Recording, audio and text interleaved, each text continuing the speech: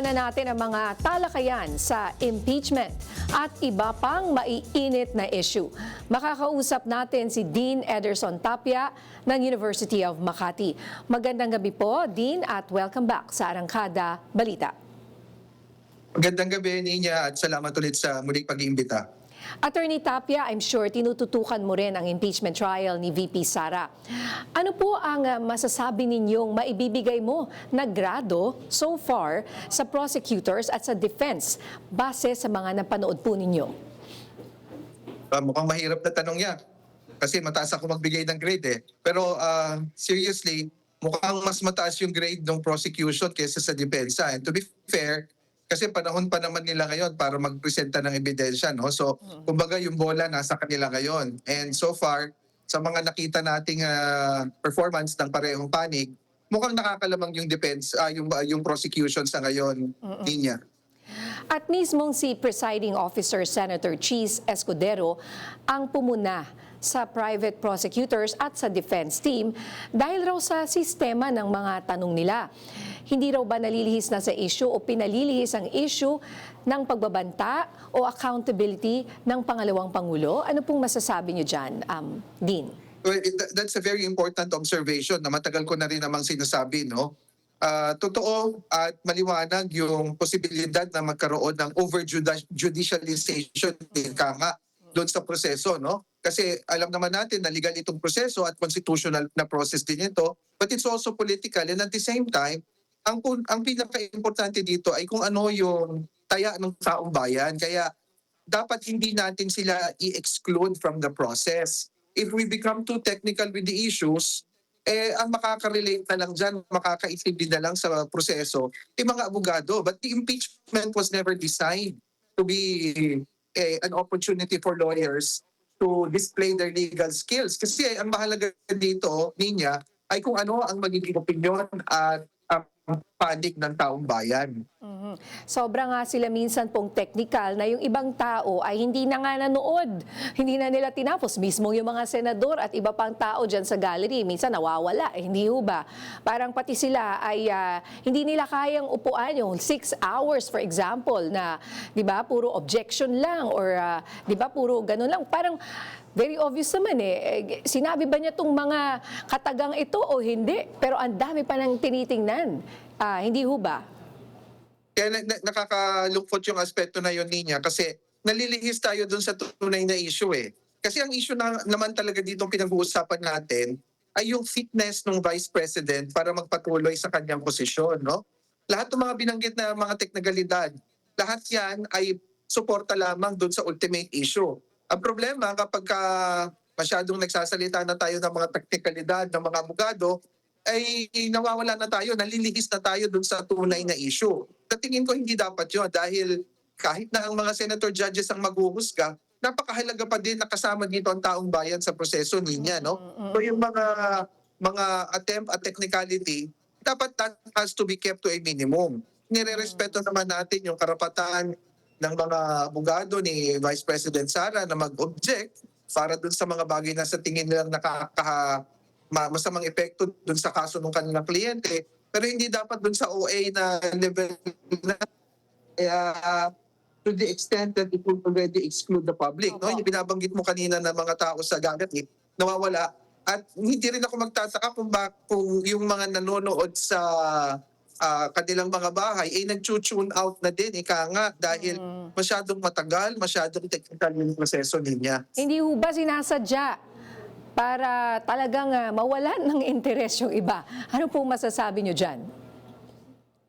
Well, kaya nga, no, kahit na ganun pa, hindi pa din yun dapat na maging excuse, no? Kaya ako, I agree with the decision of the prosecution na huwag na nating i-belabor itong issue na to. Hindi na kailangan i-present pa si Attorney Zulaika Lopez, hindi na kailangan pang i-present na si Captain Bello kasi ano pa ba naman ang kailangang patunayan doon sa grave threat? Even before the impeachment started, nakita na natin lahat yun eh.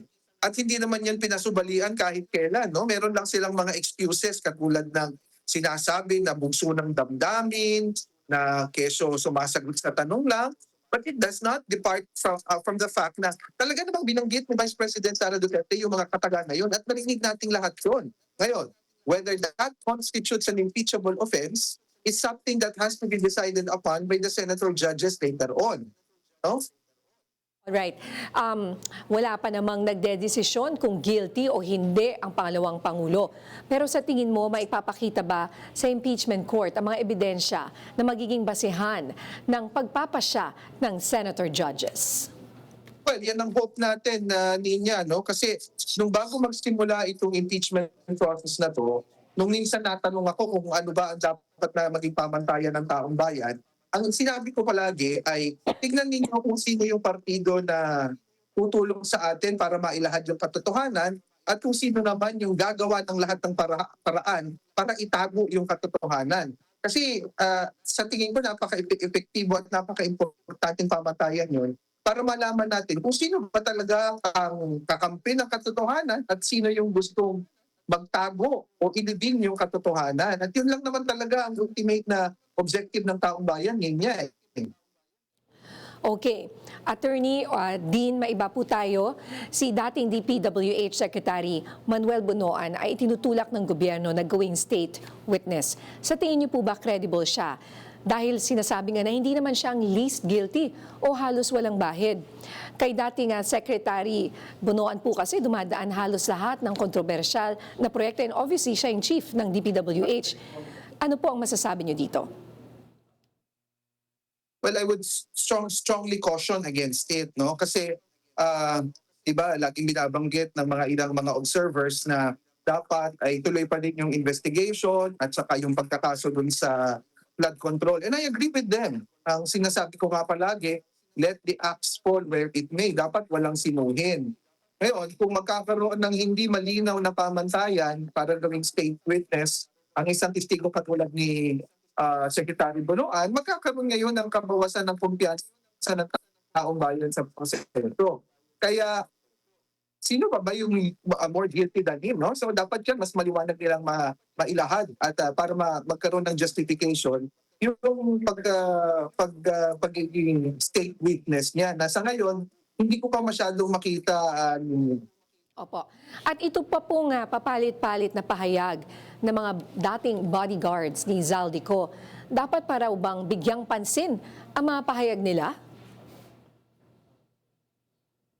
Well, siguro nga dapat ang pagtingin natin dyan instead of allowing us sana na malaman yung katotohanan, parang mas lalong gumulo, no? Nung pinakikinggan natin yung mga testimonya nila, parang masyadong nakadepende kung kanino pumapanig yung mga aakusahan nila. Nawe-weaponize tuloy. Kapag ikaw ay pumapanig doon sa ikangay mga handler nila, safe ka. Pero pagka taluwas doon sa interest ng mga na mag-handle sa kanila, biglang kasama ka na doon sa mga nakatanggap ng maleta. Paano mo naman paniniwalaan yun? No? So, hindi pa pwedeng ang katotohanan ay depende sa kung sino yung nagha-handle sa'yo. At overall, dun sa mga testimonya ng mga so-called maleta boys na yan, nawawalan ng kredibilidad kasi pabago-bago, papalit-palit, at bukod doon, nakadepende sa kung sino yung inaayunan ng mga humahandle sa kanila. Opo. And sir, kahapon, makailang ulit tinatanong ang papel ng dating House Speaker na si Martin Romualdez. At patuloy siyang kinakastigo kahit wala naman daw anumang ebidensya. Ang ganitong sistema ba ay makakatulong kay Pangulong Ferdinand R. Marcos Jr. at sa kanyang pamilya?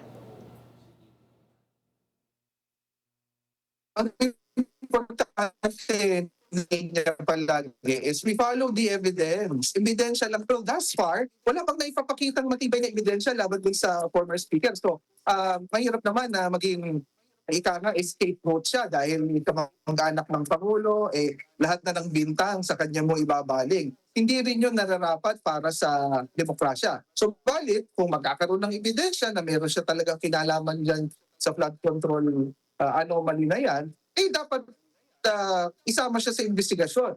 Pero so far, sa mga napanood natin at mga nakita natin, sa tingin ko, wala pang sapat na basihan para sabihin natin siya yung mastermind. Kasi ginagawa nating pelikula itong legal na usapin na to niya. No? And I think we have to avoid that. Ipangpatuloy na lang yung kaso at meron na mga na in charge dito, and I think constitutionally mandated functions. Alright, maraming salamat. Dean Ederson Tapia ng University of Makati.